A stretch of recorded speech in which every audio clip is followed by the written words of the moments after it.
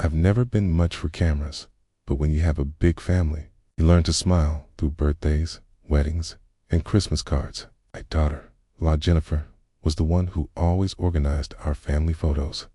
She'd send out the invites, line everyone up, and insist on matching colors. I still remember the first time I noticed something odd. It was my granddaughter's 5th birthday. I was standing on the patio, holding her hand, when Jennifer gathered everyone for the group shot.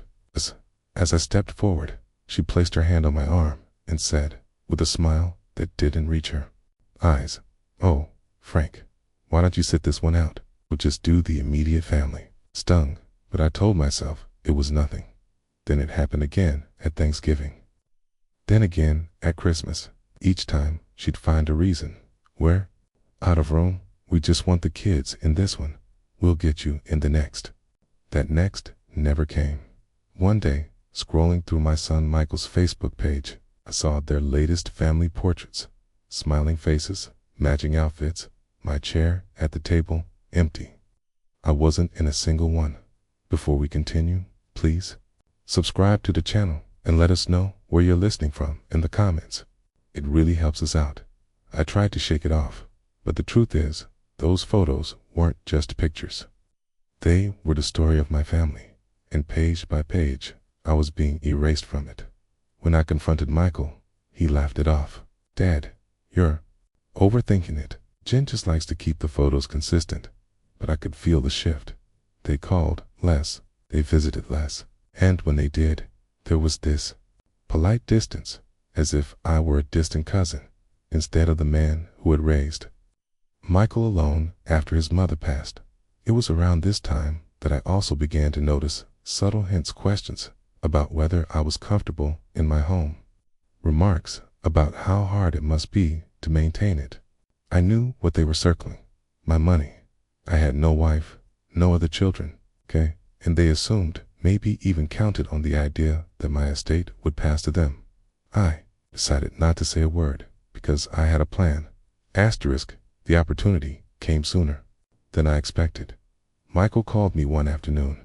"Dad," he began, voice a little too casual, "we're trying to get this new house. Jen found the perfect one, but the bank's asking for a bigger down payment. It wouldn't happen. To have a little extra you could spare, would you?" I asked him how much. "Oh, not much," he said. "Maybe $1.2 million. I chuckled softly. "That's quite a little extra, son." He laughed, but I could hear the edge in it. Okay. It would be an investment in the family's future. Okay. Weeks later, they invited me to a family barbecue. For the first time in years, I felt a flicker of hope. Maybe things were turning around. Maybe I'd finally be in the photos again. But when it came time for pictures, Jennifer called everyone over. I stepped into place beside Michael, and there it was again. "Oh, Frank, we'll grab one with you later. Just a core family for now." Something in me settled then. I wasn't angry anymore. I just knew it was time. That Monday, I called my attorney and signed a cashier's check for $1.2 million.